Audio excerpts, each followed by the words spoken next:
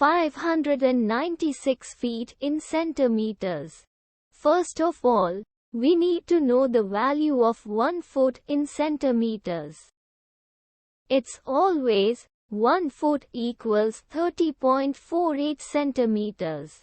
Now we have to multiply 30.48 by 596.